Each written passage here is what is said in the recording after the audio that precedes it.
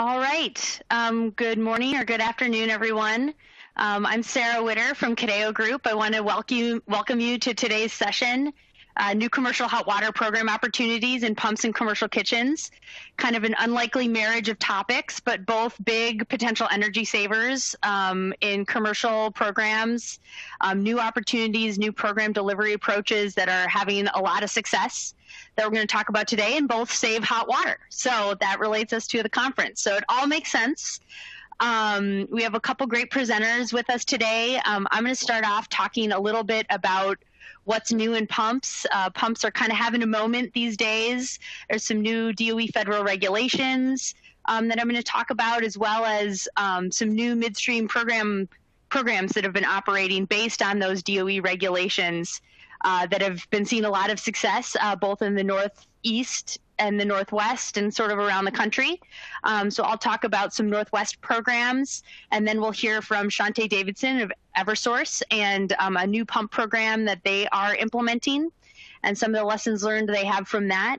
And then I'm going to turn it over to Jessica Abrera from Avangrid and Danielle Poulin from Eversource as well, talking about food service programs and some success they've had with point of sale rebates, accessing that kind of like hard to reach diverse market of food service and how that's been going for them.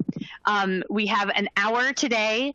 We're going to try and leave time for questions throughout. So if you have questions during the presentations, please just type them into the Q&A box that you should have. And we'll try and leave some time at the end of each presentation to take a few questions, and then also leave some time at the end to answer any lingering questions. And if we don't get to them all, we'll definitely follow up afterwards. There's also an opportunity to follow up after the session in a separate Zoom chat room that ACEEE has set up for us.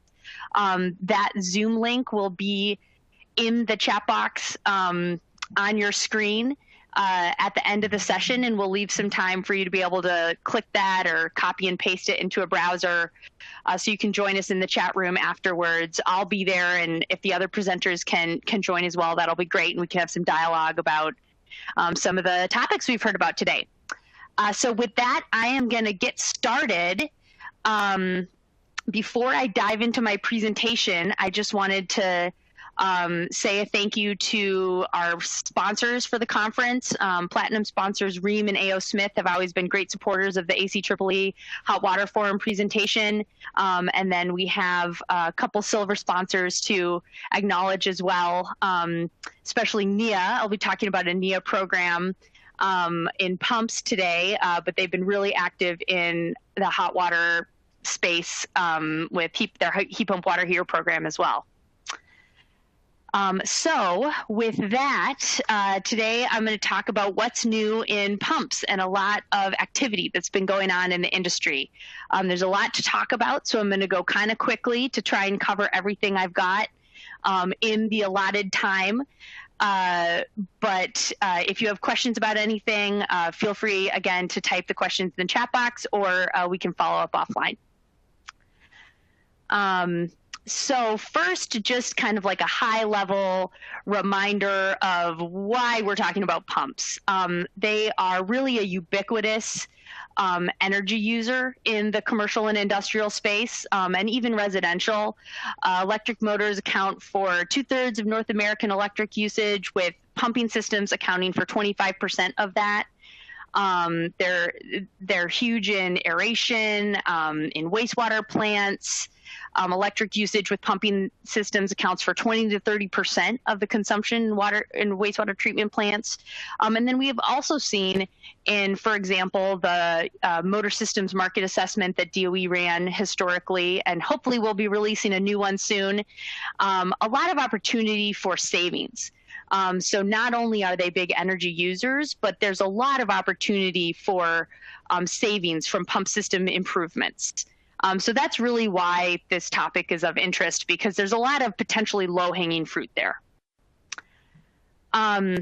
So one of the big things I'm going to talk about today that really underlies, all of this market change is new efficiency ratings for pumps. So this slide shows some efficiency ratings for products that we might be more familiar with. HSPF for ductless heat pumps, U-factor for windows, UEF for water heaters, R value for insulation. Now we've got a new metric for pumps. There are actually two. We'll talk more about why that is in a few slides.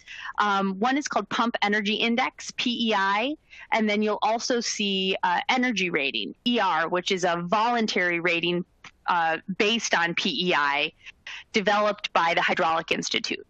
So we have both of those metrics. They're really analogous. So they are consistent in their testing methodology and what they're describing, but both of them can be used to describe this apples-to-apples comparison of pump energy consumption. And we're going to start to see that on pumps today, actually. All pumps in the United States have to have labels with PEI on them now. And that is a result of some new regulations that DOE passed for certain categories of clean water pumps. The regulations were initially established in 2016, but like all regulations, DOE had somewhat of a grace period. So beginning January 27th of this year, all new pumps manufactured or imported into the U.S. must comply with these regulations, and that means that they have to be labeled with this new metric, Pump Energy Index, and also meet a federal standard for Pump Energy Index. And that standard is set at 1.0 or less. So they have to have a PEI of 1.0 or less. And in the next slide, I'm going to talk a little bit about what PEI means and what that metric means. But we'll see that labeled on pumps between 1 and 200 horsepower of these 5 categories that we see listed on the slide here. And these are the traditional, pump categories that you'd see in commercial buildings and suction inline, and then some pumps that are more common in industrial and agricultural applications. So what is Pump Energy Index? PEI, that 1.0 metric, is really a ratio, and that's where that 1.0 comes from. So it's a ratio of the performance of your tested pump at a series of input point or flow points over the analogous performance of a minimally compliant pump. So that means if you have a PEI of 1.0, you have energy consumption or power, weighted input power consumption that is identical to the minimally compliant pump. You're basically just barely compliant. And if you have a weighted average input power that's less than the minimally compliant pump, then you have a PEI that is less than 1. And the lower, the better. The other thing that's worth pointing out about PEI is that it covers a wide variety of equipment configurations. So it can apply to bare pumps, just a pump wet end, a pump sold with a motor, or a pump sold with a motor and the DOE calls them continuous or non-continuous controls, but basically that just refers to a drive or a multi-speed motor.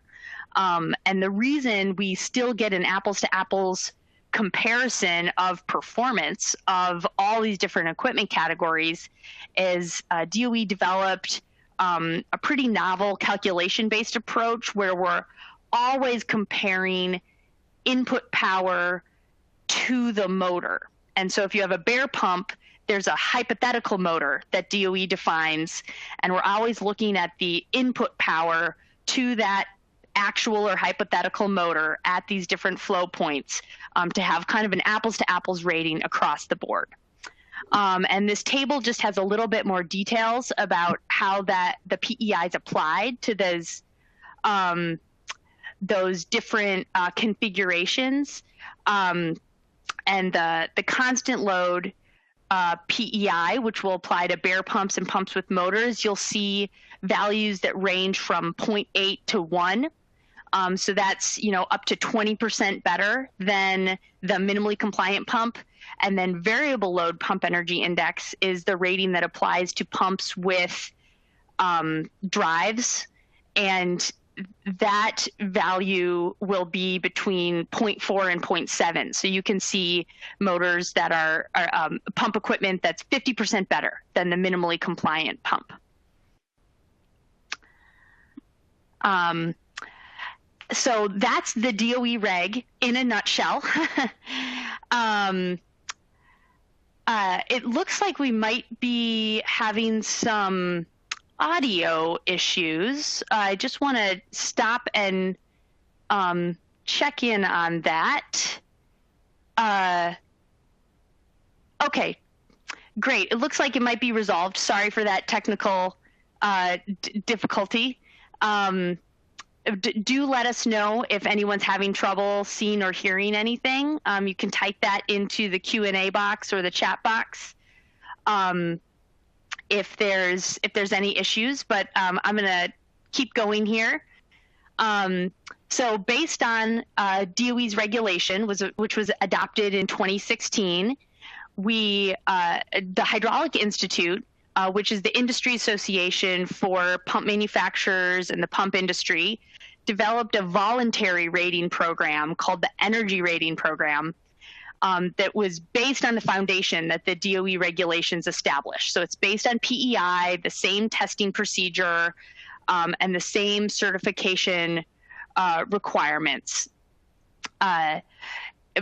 It's very analogous to, folks are familiar with AHRI's certified ratings directory, very analogous to that program approach. There's verification. They require third-party tested or third-party verified laboratories. And it provides a simple and reliable way to compare pump systems. This link here will take you to more information, er.pumps.org.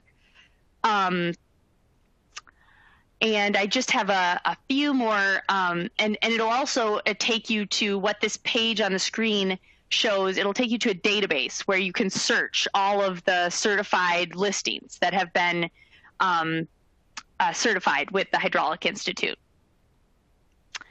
The way the energy rating works is it's calculated based on the PEI of the pump. So you can see the equation on the screen. It's basically just the inverse. Well, not the inverse, but the opposite of the PEI. 1 minus PEI times 100. So it takes the PEI and flips it on its head. So instead of a PEI of 0.8, you'd have an ER of 20. And so ER, it's a nominal number, not a decimal. Higher is better.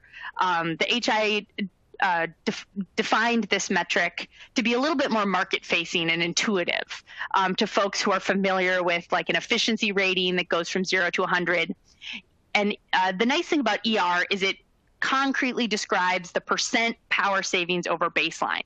So you can see in this table, PEI of 0.95 would have an ER of 5 and power savings of 5%. Same thing, PEI of 0.5 and ER of 50, power savings over baseline of 50%. So that makes it really intuitive. We can also use it to do a quick calculation of energy or cost savings in a given application. You just take that ER number, divide it by 100, times it by the motor horsepower, conversion factor, times it by operating hours. You can use an assumption or operating hours from a specific site and get a really simple calculation of kilowatt hours per year. Add in the cost of power and you can get dollars per year.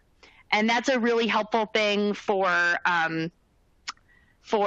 distributors who are trying to sell pumps. Really quick, easy way to get cost savings from to the consumer, or even an LCC type calculation if you know the installed cost. It is a basic calculation, so it doesn't account for different load factors or things like that, but will give you a back of the envelope estimate. And I will note HI is developing a calculator to kind of make this calculation even more intuitive and easy to use.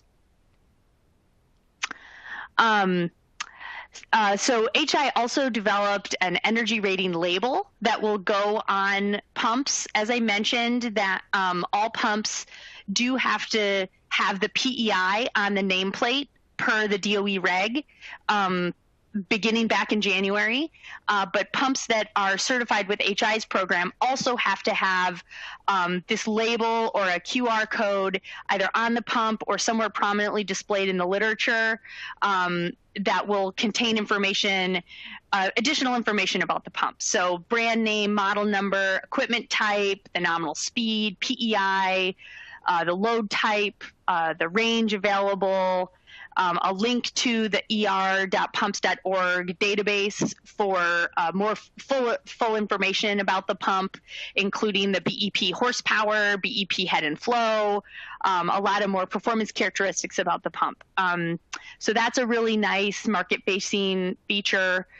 This is just a little information about what that label contains. And then the nice thing about the Hydraulic Institute is they're a little more flexible than DOE, and they can move a little more quickly. So they've adopted some enhancements to their program beyond what the DOE regulation considered. First, they have a certificate program that applies to bare pumps with motors or drives that are added in the field by distributors at the point of sale. DOE's regulations only apply to equipment at the point of manufacture. So whatever the pump manufacturer sells into the marketplace through distribution, that's what the PEI applies to. But the ER can have a wider applicability and consider equipment that is paired in the field from multiple manufacturers. And they have a certificate program for attaching an ER to a pump that receives a drive later in the supply chain, which is a reality that kind of exists in this market. And that allows utility programs to be able to accurately represent the savings from that product that is finally installed.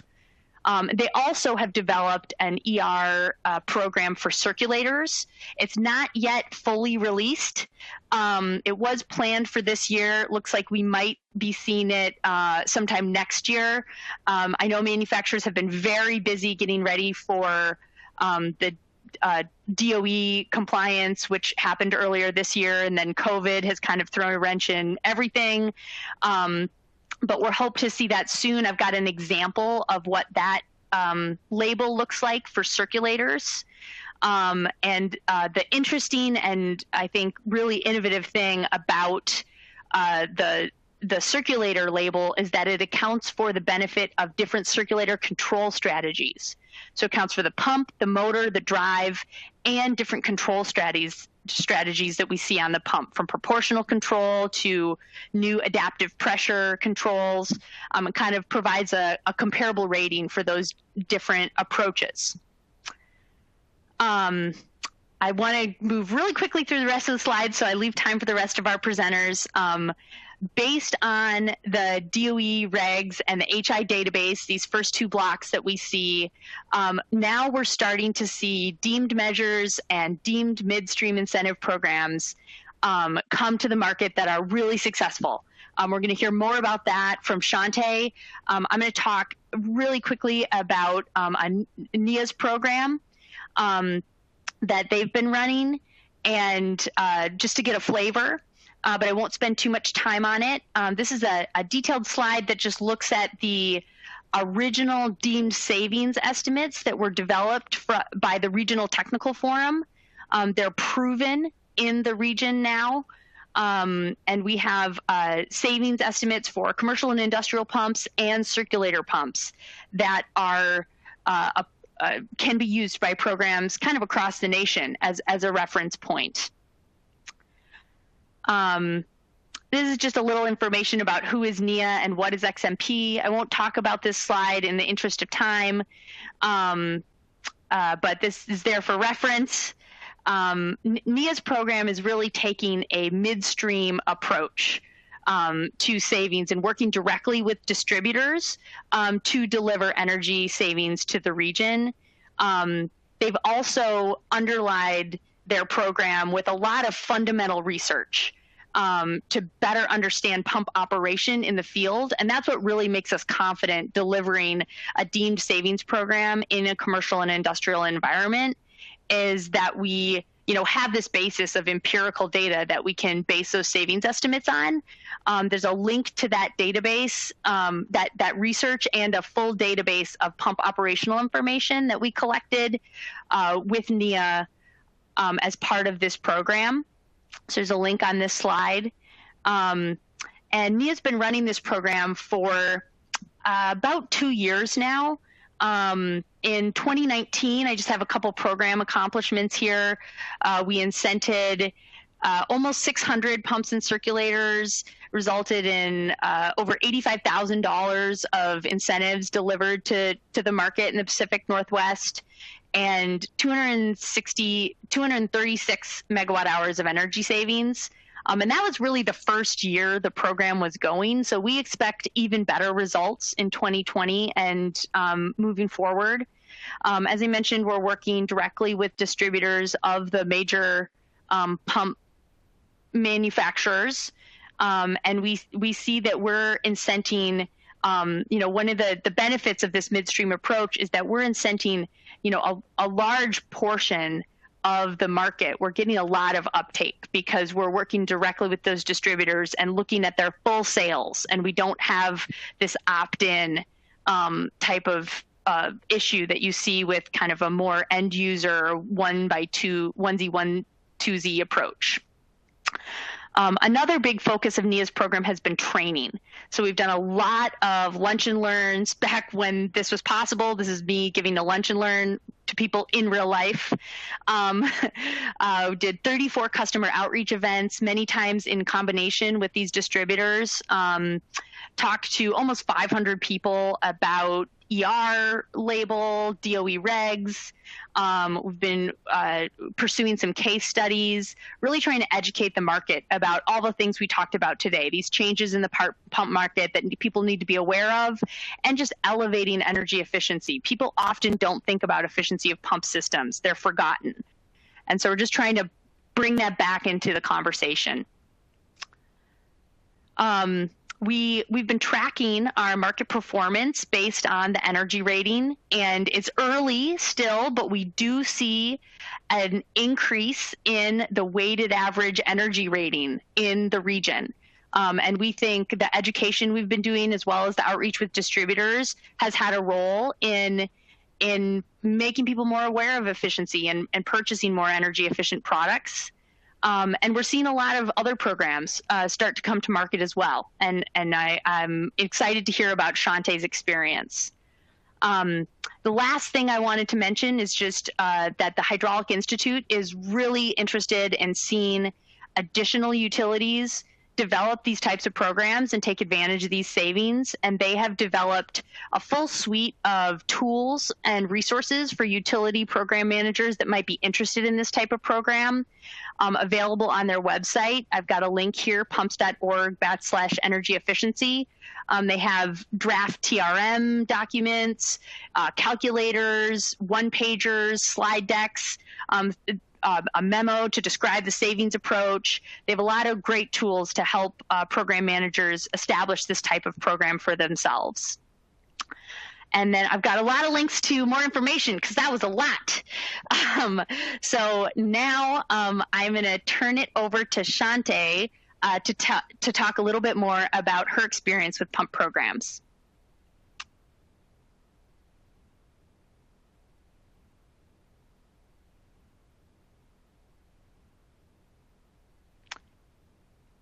Shantae, are you there?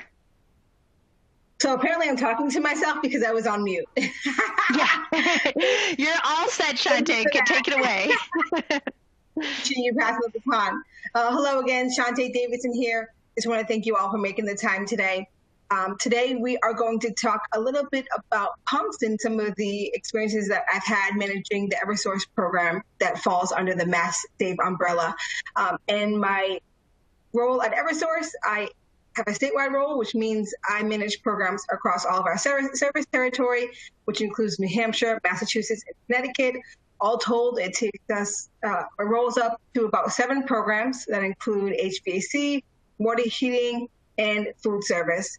So I have some pretty interesting experience. I've worked both as the implementer as well as on the other side of the house for the utility as a program manager. And we have recently started a new team at Eversource where we're the channel team and we work with suppliers of energy saving products. So I'll have both my relationship management and implementer cap on as we move to that. So just a little bit about Eversource. It's time for me to brag. We provide energy in the states of Connecticut, Mass, and New Hampshire. We have been the #1 energy efficiency provider in the nation, according to the most recent CERAS and ACEEE rankings. So, got to give us some praise there.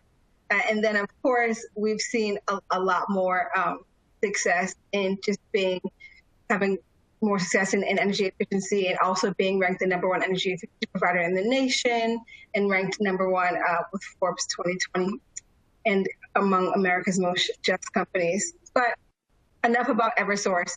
So the program that we manage really is statewide, and so you'll often hear people refer to our program as Mass Save. Mass Save is just an entity, but we do have 7 program sponsors in the program. Since we're going to be focusing on electric today, it's going to cull down to 4 of us, which would be Eversource, National Grid, Unitil, and Cape Light Compact. But we'll talk about an overview of some of the program successes and go from there. All right, so now that I got through all that stuff, we're going to review the program today. We're going to talk about some data, and we're going to hear some stories. The nuts and bolts of the program really is we refer to it as an upstream program, but it's truly a midstream program. Midstream meaning that's where the financial transaction takes place at point of sale with distribution. So upstream is typically at the manufacturer level, midstream is typically at the distributor level, and downstream is typically at the customer level. So just be reminded as we talk through some of this stuff, I'm really talking about midstream. This program is great because it gets us a fair amount of kWh savings as well as kW savings. This program has been around since 2015, and we've had the same program implementer, which is Energy Solutions, to give them a little shout out. So we've had a lot of program stability over the last 5 years, so it makes it pretty easy for distribution and wholesalers to participate.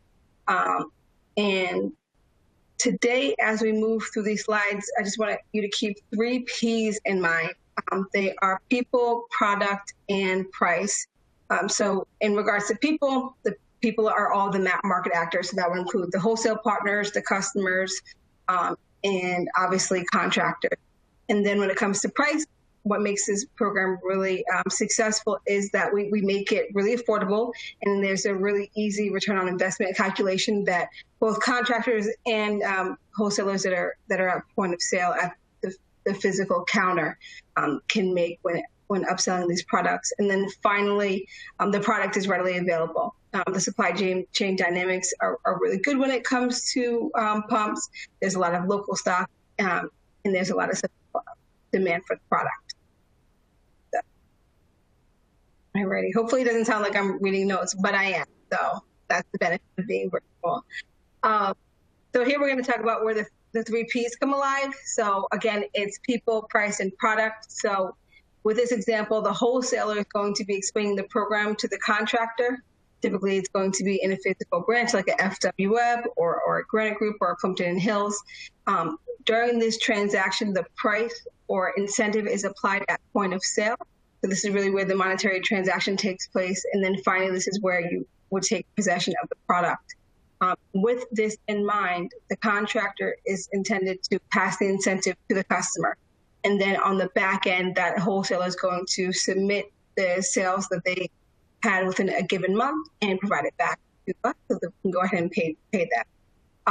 So again, just to reiterate that, the people are the wholesalers. They're explaining this program to our contractors.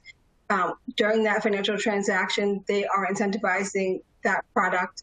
The contractor can take possession of that product immediately, and then once the contractor installs the product in the facility of the customer, they can pass that down to the customer.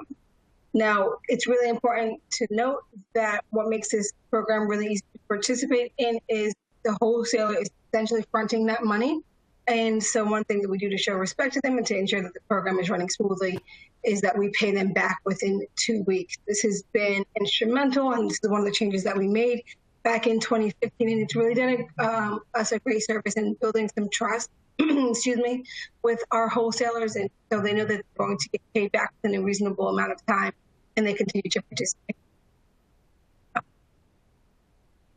Just worth mentioning is the program design is basically a 50-50 split. So just for an easy example, if we are providing a $100 incentive for that product, 50% or $50 would go to the distributor, and the other $50 would go to the contractor. We do this because it basically eliminates any paperwork, and it helps us promote higher efficient products. We do assume, however, that some of this money does trickle down to the customer, although we don't police it. But we do believe it enhances the customer experience, providing for no paperwork, an immediate discount, and the consumer gets a better product. So I think it's really important to mention that this commodity really acts the way like lighting does. We've been pretty successful in our lighting programs for a host of different reasons, but mainly because there's a generous incentive. It's easy to understand the mechanics of the program, and it's easy to explain the ROI to the customer. And so it really makes it pretty fundamentally easy for people to participate in this program. All right. Hey, Shante. Now, yes. We are still on the title slide. Is that what you were intending? Really? No. I should be a slide. Mine says, okay, maybe I did not push to the audience. Okay, can you see the eligible customer slide now? Yeah, I see slide 31. I might not be seeing the, yep, great. No, I appreciate you having me back. Thank you so much, Sarah. Yep. All right, let me just try to find my groove, because I totally don't know where I am in my notes, but that's okay. All right, eligibility is what we're talking about. So basically, any customer that's a CNI customer is eligible to participate in the program. A lot of times people ask us, oh, does this church qualify? Does this, residential facility qualify? And the truth is, whatever maps back to the customer meter is going to qualify. So if you happen to be a great room in a residential facility, or if you happen to be a church for some reason that's on a CNI meter, you would absolutely qualify. So right now what you're seeing is a list of all the qualified measures that are within the program. Again, I mentioned earlier that pumps are pretty simple. What makes pumps really easy is that they're an easy entry point for our wholesale partners. Again, it's really easy for people to understand what the transaction is like, and it's really been a gateway for other efficiency programs, and just for people to be able to become more familiar with it. So what we're taking a peek at now is some of the marketing pieces that we've created to basically brand the program.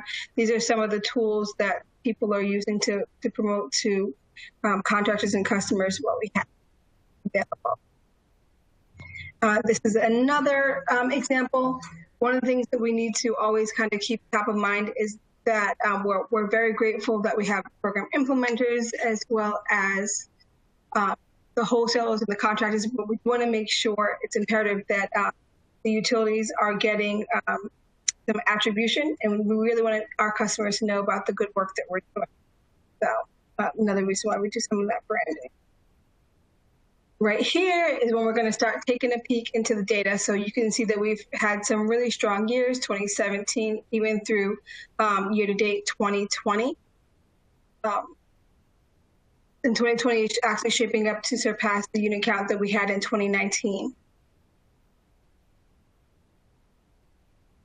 Here's where you're going to see some of the great results that we've had. We have 29 unique participants or distributors that are participating in, and a whole host of other kilowatt saves and metric tons of CO2. So we're really proud of these results.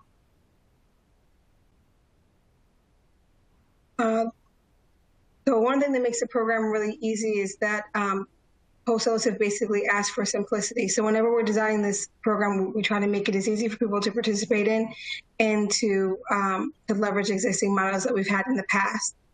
And And this program is so easy to participate in fact, and it's been so static since about 2015 that even with the current COVID situation, we are poised to have a banner year for 2019. Alrighty, so this is really where the stories come in. So right now, what we're looking at is the units by distributor. As you can see, there are about 9 wholesalers, and 80% of the sales come from those wholesalers.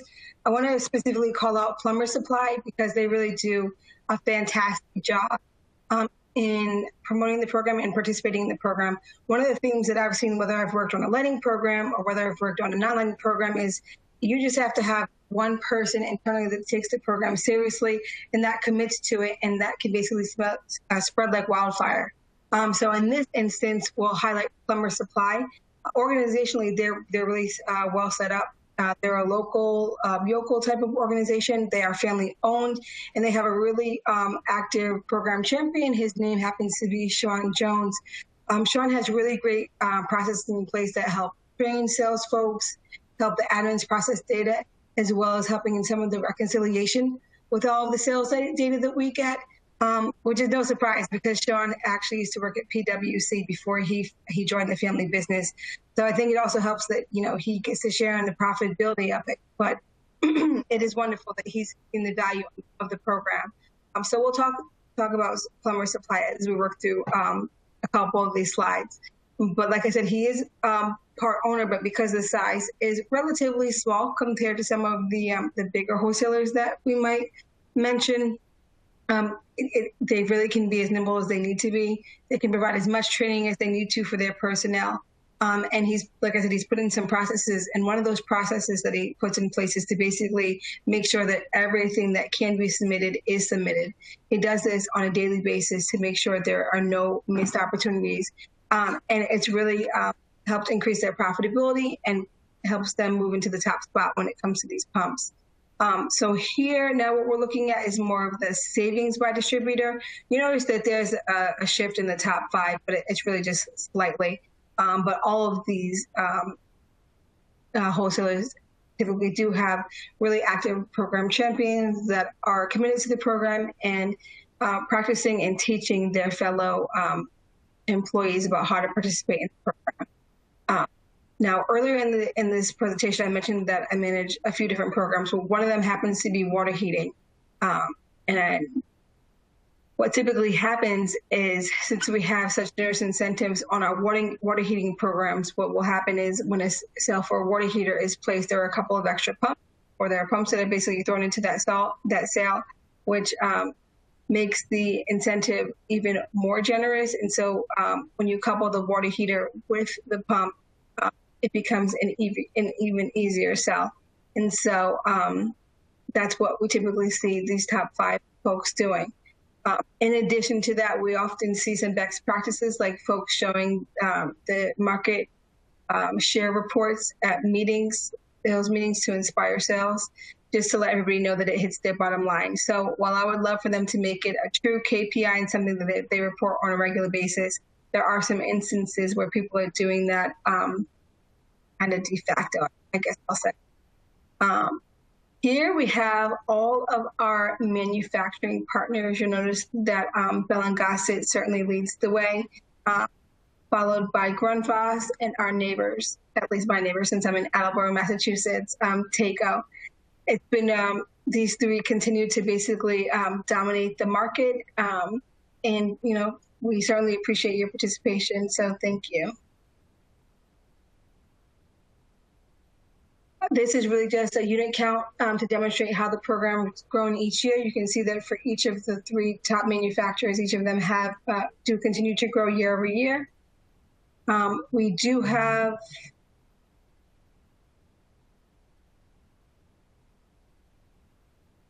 a couple of sizes in the program, and the 1.6 horsepower continues to be the most popular size in the program. And then finally, we do really well in some of our larger segments like multifamily, office, and education. Earlier, I hope I mentioned, hopefully my nerves didn't get to me, that we try to make sure that there's no double dipping in these programs and that people only participating in these one time. We do have some pretty robust collaboration tools internally here at Eversource to make sure that we're only paying for those incentives one time. And then these are the reasons that pumps are usually sold. So I guess the point of it is we've really done what I believe to be a great job aligning the 3 Ps, which are our people, price, and products. We're basically leveraging our wholesale partners to sell this commodity since it's actively stocked, giving them some really good and generous incentives and making sure that the product is available so that it can be sold. Thank you so much for your time.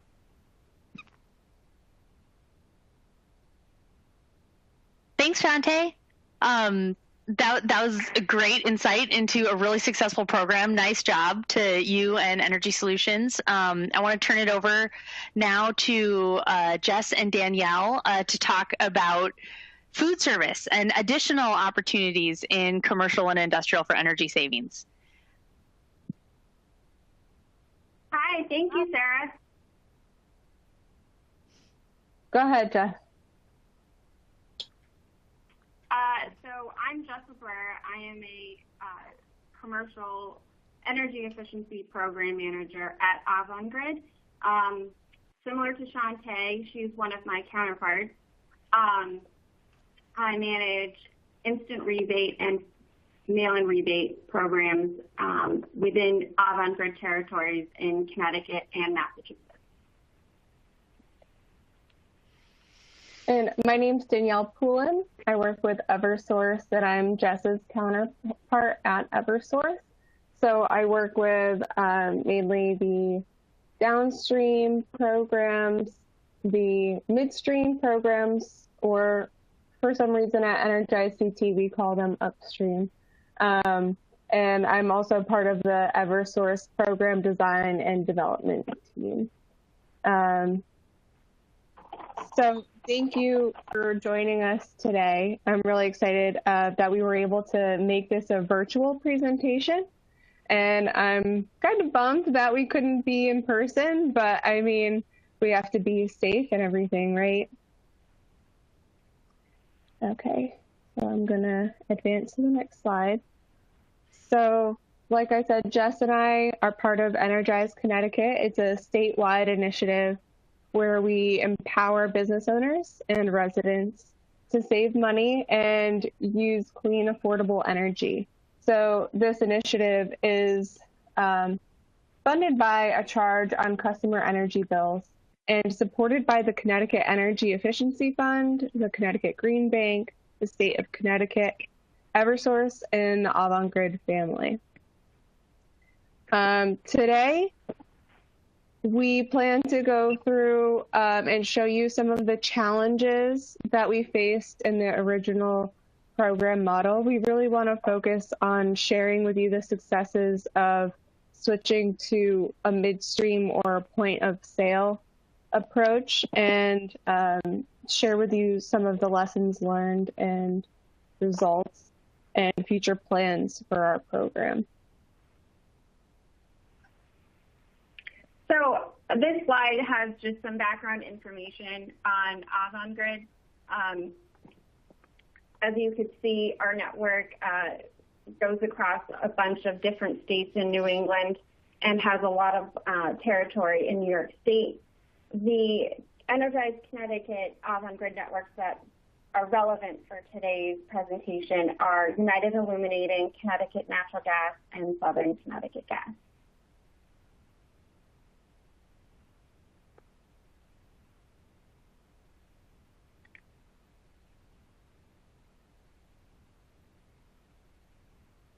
So the Eversource slide is very similar to what Shante just presented on, but I'll just repeat briefly. Eversource is across Connecticut, Massachusetts, and New Hampshire. And we're very proud that we were rated #1 in energy efficiency in the nation by the most recent CRS and ACEEE utility rankings.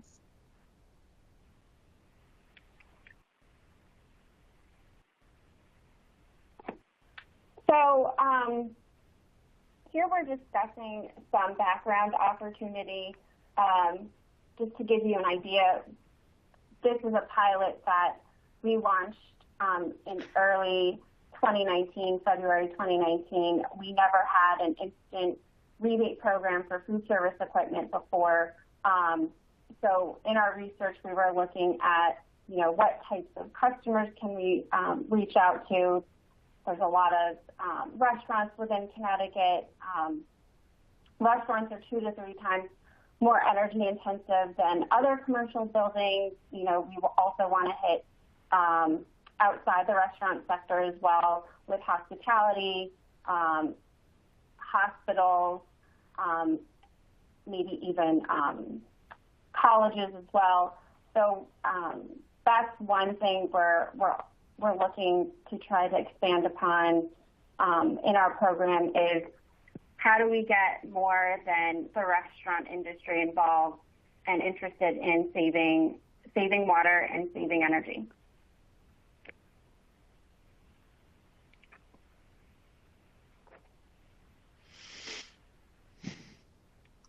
So, like I said, we had some challenges in the original program model that we had for the kitchen equipment. It was originally only offered through downstream.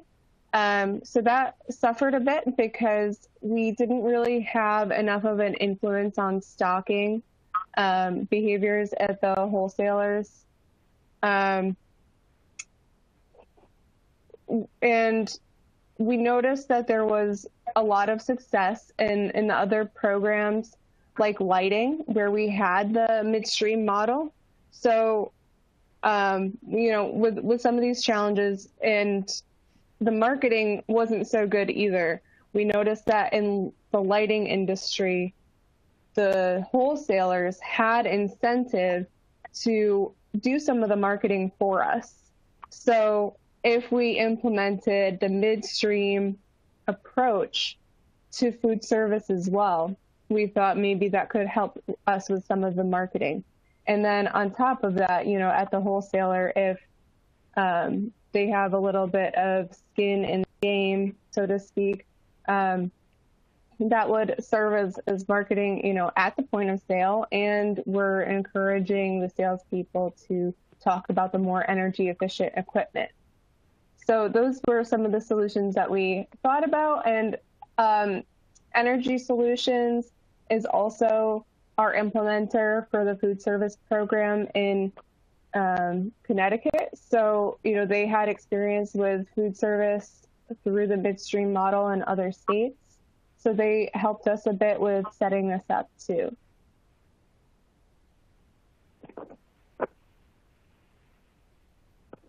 So what are some of the benefits of having an instant rebate program or midstream program? There's no application or paperwork for customers. There's a lot of transparency with the program because we require that these food service distributors add an incentive line item on their customer invoices. The customers not only have,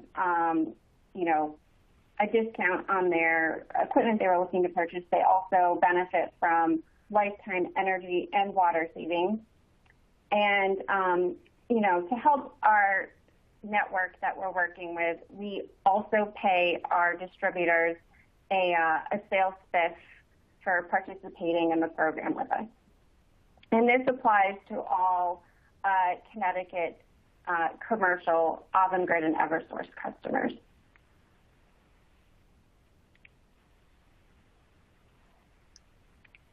I wish that there was a way, because I'm very curious how many of the participants are familiar with kitchen equipment programs. I know there's a lot of pump talk here. So, I think kitchen equipment is a little bit different here, but it's still hot water savings. And I hope maybe to catch some people at the end to talk and see if, you are familiar with the midstream models, if you've participated in them or helped lead or design them. That would be really cool to hear from some of you later in the little breakout group at the end.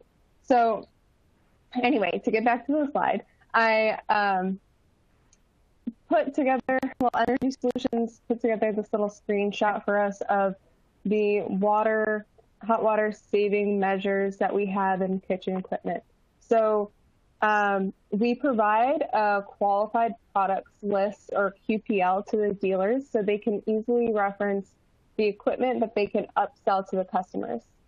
Energy Solutions provides us with the market research to help us figure out what we can offer as an appropriate incentive to the customers based on what we can claim for savings and what the difference is between the cost of the average unit and the cost of the higher efficient unit.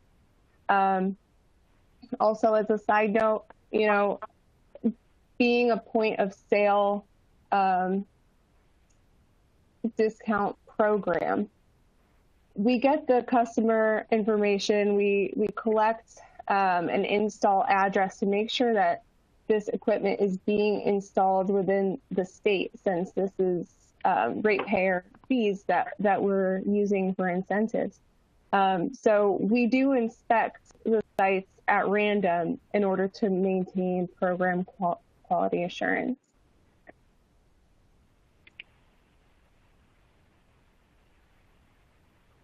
So these are just some of our program metrics for 2019. So there's information here on the number of units we sold, our gas savings and electric savings, and also information on hot water savings as well, which I feel like is very substantial, 28 million.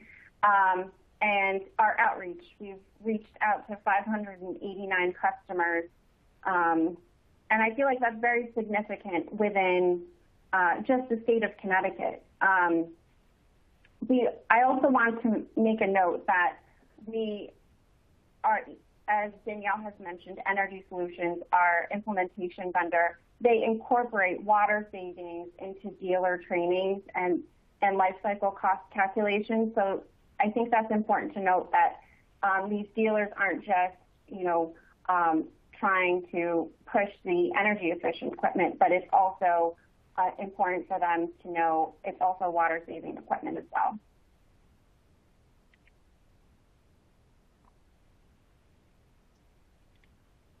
So from firsthand experience working with the downstream only program for food service, we know it was pretty rare for food service applications to come in.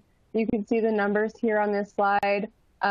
We had 32 applications in 2017 for mail-in rebate. So that's, they purchased the equipment and sent us the rebate application to get money back.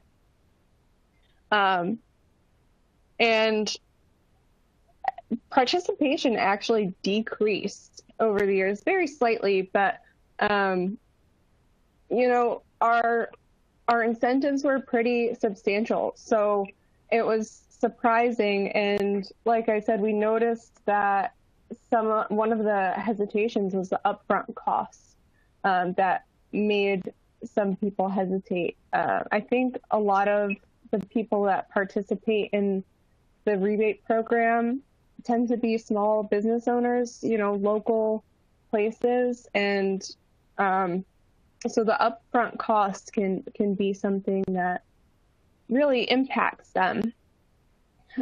So with the change to the point of sale or midstream approach, you could see the spike that we had. It was over a 3,000% increase over the downstream program. In the first month alone, we saw double the participation of 2018. We had 40 applications. So, we had told the market that this was coming. We had people signing on a few months before we launched the program, and they had already had people, waiting for the rebates to go into play. So that participation was outstanding to us. We were blown away by the results, and Energy Solutions provided a conservative prediction for our projection for how they expect the rest of 2020 to go. This does include some of the impacts of the pandemic, but you can still see that we do expect an increase from the 2019 performance.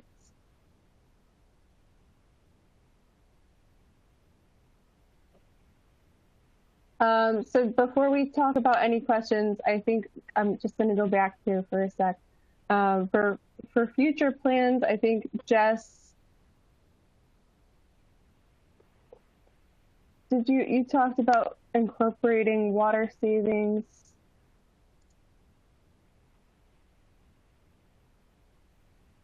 Yeah, sorry. Okay, so to keep with the model that we had going, if you have any questions, please type them into the Q&A box and we can address them. Thank you.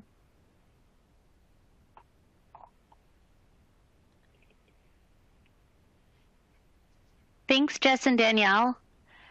That was a great presentation. It's just another example and model of where midstream can be so effective. And it's great to see that you've had the success you've had with food service, which from what I know of it, which is less than you guys, it's a really fragmented, fractured market.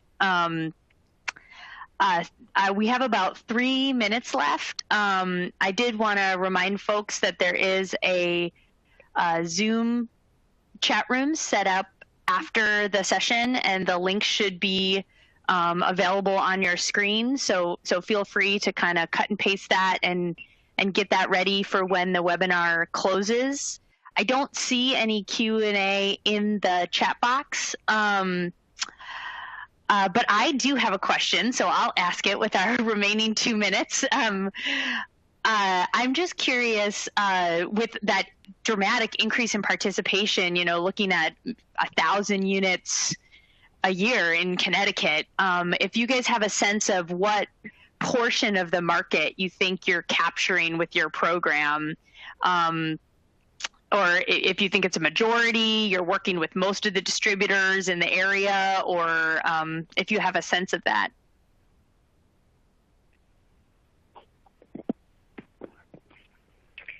Hi, Sarah. This is Jess here. I actually think we're not at like anywhere close to where we could be. I think we're really hitting customers that go to these types of food service dealers like Restaurant Depot. But I think there's another, as I discussed before with market segmentation, I think there's other markets that we could be tapping into, like where and how do hotels purchase their food service equipment from hospitals, universities, nursing homes. Like, I feel like those are very untapped. We do get a lot of the restaurant businesses in our program, but that's something that we're looking to keep on growing and expanding upon. Yeah, that's great. Just to add to what Jess said, Energy Solutions has been very helpful with getting distributors on board for us.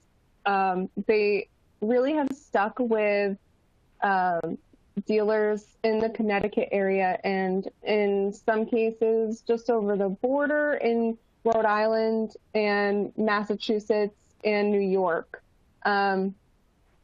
But Jess and I both see we still get downstream applications from corporate places where they have to buy from a specific vendor.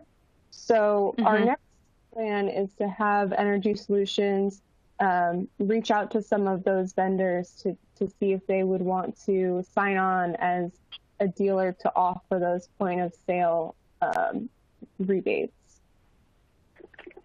Great. It's a great program model for that market in particular. So I'm really excited to see how it's been going for you guys. It's a great example for other utilities. And we're at time, so I think the webinar will be closing, and we'll look forward to catching up with some of you, hopefully, in the Zoom chat room. And if not, thanks again for your time and attention and for participating in ACEEE Hot Water Forum, albeit in a different format. Thank you, everybody. You. Yep. Have a great rest of your day. All.